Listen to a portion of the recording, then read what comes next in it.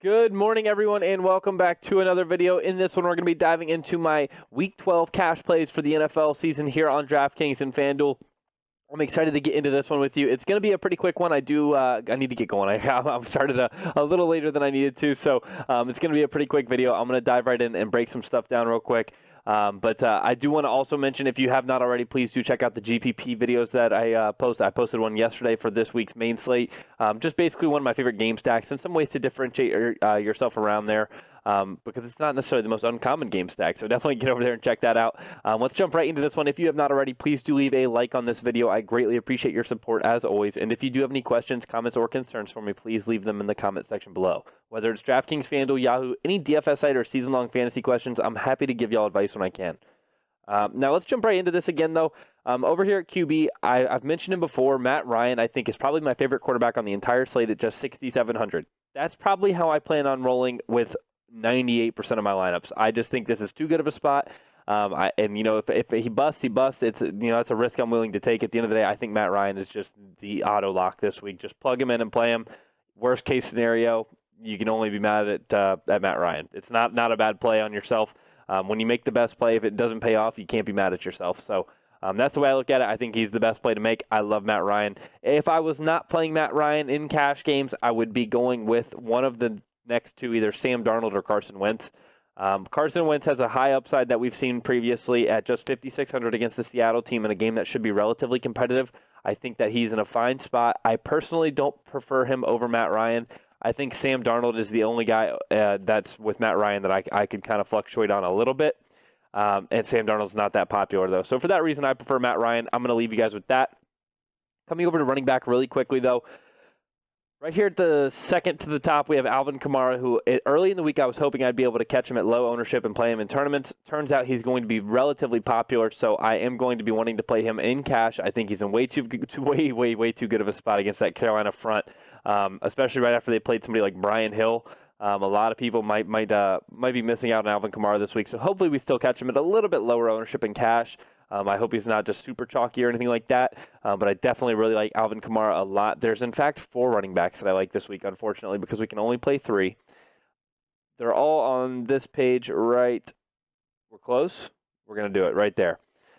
We have Miles Sanders down here at the bottom with Jordan Howard questionable, most likely not to play, I think. He was limited at practice yesterday. If he misses, then Miles Sanders is going to become an elite value play at 5,000. I'm definitely not going to be missing out on Miles Sanders at 5,000 if Jordan Howard misses.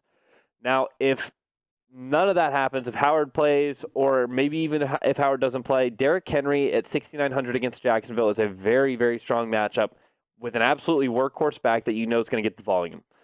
And then coming down 500 from him, we have Le'Veon Bell, who I will not be missing out on in cash. For me, it's between Derrick Henry and Miles Sanders in cash. In the flex, I'm not sure which of them I'm going to roll with, but I will not be missing out on either of these two, and then one of those two will be in my flex. Let's go ahead and plug in Miles Sanders just so that you guys can get a picture of what the salary is going to look like.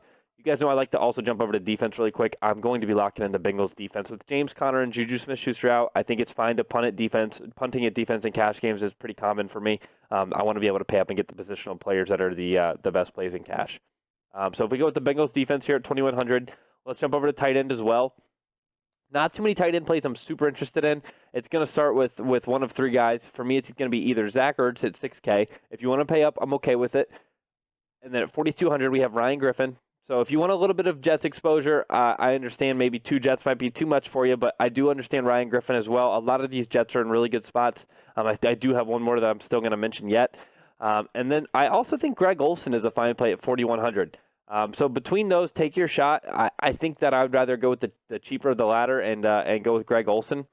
And then after we go with Greg Olsen, that's going to leave us with 5,800 average for our remaining 3 slots here. And we're going to be able to do a lot of different things under one condition, and that is if we get some value here and N'Keal Harry becomes a lock in cash.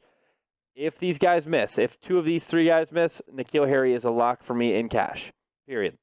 And if we get that, then there's a few different things we can do. And we can start it off with somebody like Julio Jones up here, and that's going to leave us 6,200, and we can come down and get Jamison Crowder, who's in an elite spot. I talked about Julio, so I'm not going to harp on it too much, playing the worst passing defense in the league, and the correlation with the quarterback just makes a lot of sense.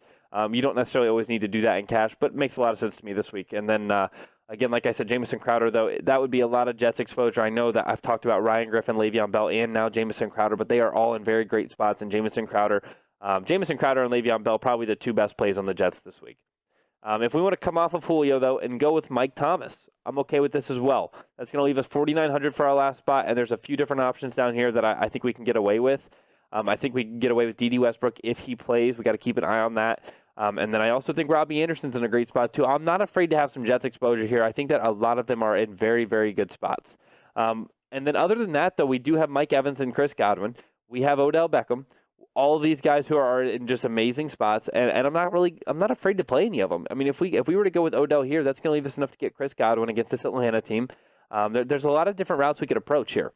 We could get off of Greg Olsen maybe, or we could even get off Miles Sanders. We could get off Miles Sanders down here, and we can go with the 6,900 instead. We can go with Derrick Henry, and that's going to leave us 5,300 left in our wide receiver spot. And there's a few different guys here I like. I think Devontae Parker is actually a fine play playing against Cleveland. Deontay Johnson is going to play, and he's the number one target on that Pittsburgh team with Juju out. And then also Tyler Boyd. Tyler Boyd, I didn't want to go without mentioning. I don't know if I would want to end up playing him in cash, but because he's going to be coming out of the slot a lot in this game, I think he should do very, very well against Pittsburgh. That's what I want to leave you with, though. I know I talked about a lot of players, but it's also very indecisive due to the injuries and things like that right now. So I hope that this video did help you guys out. Again, I have been live streaming every Wednesday, Thursday, and Friday for a few hours in the afternoon. If you have not checked that out already, definitely check that out. The link is in the description below to my Twitch TV channel, and definitely get over there, drop a follow. You'll be notified when I go live. I'll be live tomorrow night, Sunday night, right around 7 o'clock, 7:30ish, and I'll go live up until kickoff, and I'll do the same thing on Monday night, and then I take Saturdays and Tuesdays off, and then I will be streaming on Wednesdays, Thursdays, and Fridays in the afternoon. So I hope to see some of you guys out there. It's been a lot of fun. Obviously, like I've said, I think I said it in a previous video, a lot of y'all that have been leaving your questions down below in the comment section, it's awesome. I greatly appreciate it. If you ever have any more in-depth questions or things that you want answered, vocally rather than just through text, definitely come over to the stream, type them in the chat, and then I can sit there and talk to you back and forth. It's really awesome, so I've really been enjoying that. But I will leave you guys with that. Everybody playing cash games this week, good luck. And if you're playing GPP tournaments as well, if I don't win the Millie Maker, I hope you do.